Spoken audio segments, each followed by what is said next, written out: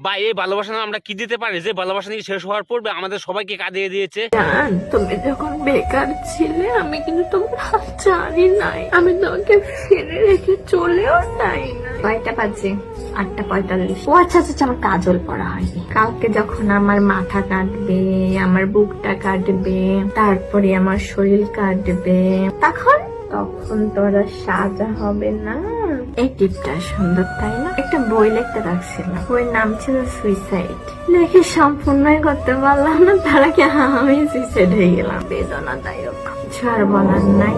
ভালো থাকেন সবাই, নিজের জীবনটাকে গুছাই নিয়ে, যে আছে তাকে মূল্যায়ন দিয়েন, একটু সময় দিয়েন, তার গুরুত্বটা বুঝছেন। আর যার মা বাবা খারাপ সেটা তো ওই উপর আল্লাহ লেগে দিছে তাই না? আর তুমি তো সন্তানেরা দায়ী না।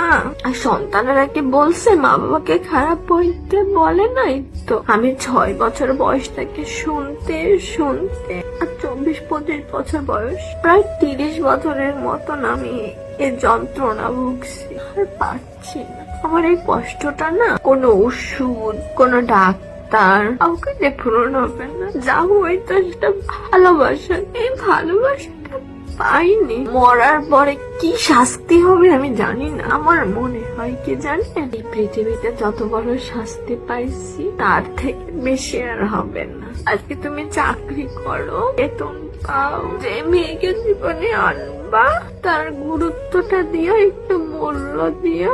মেয়ে মানুষের মনটা না অনেক নরম। ভালো থেকো তুমি, অনেক ভালোবেসে।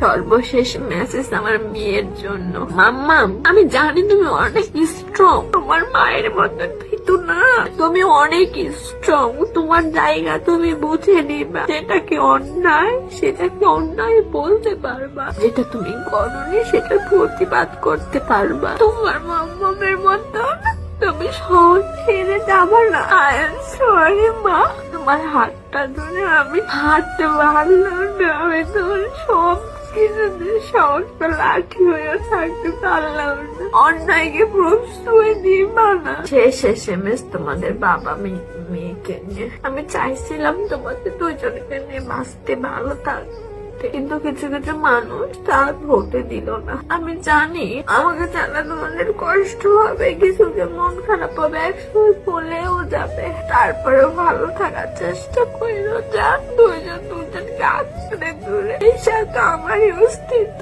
তাই না? কথা আমার ভিতর থেকে বেরোইছে। তুমি তাকে নেবে মনে করে ভালোবেসো, আগলে রেখো। তোমার কাছে অনুরোধ করলো, আই লাভ ইউ তোমাদের দুজনকে, ভালোবাসি তোমাদের দুজনকে খুব। দেখা হবে কালকে, হয়তো আমি চোখ মেলে তোমার দেখতে পারবো না, তোমরা আমাকে ছুঁইতেও পারবো না। আমি তোমার মেয়েটাকে আজকে শেষবারের মতো ছুঁইতে পারলাম না। আর কিছু বলার নাই, জানি তুমি অনেক চেষ্টা করছো আমাকে ভালো রাখার, আমাকে মেন্টালি সাপোর্ট দেওয়ার।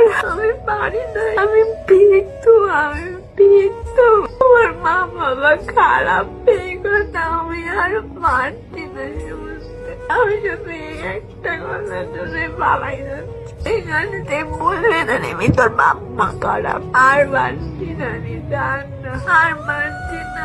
আল্লাহ হাফেজ। কারো বাপ মা খারাপ হইলে, কারো মা বাবা খারাপ হইলে তার সন্তানরা দোষী না।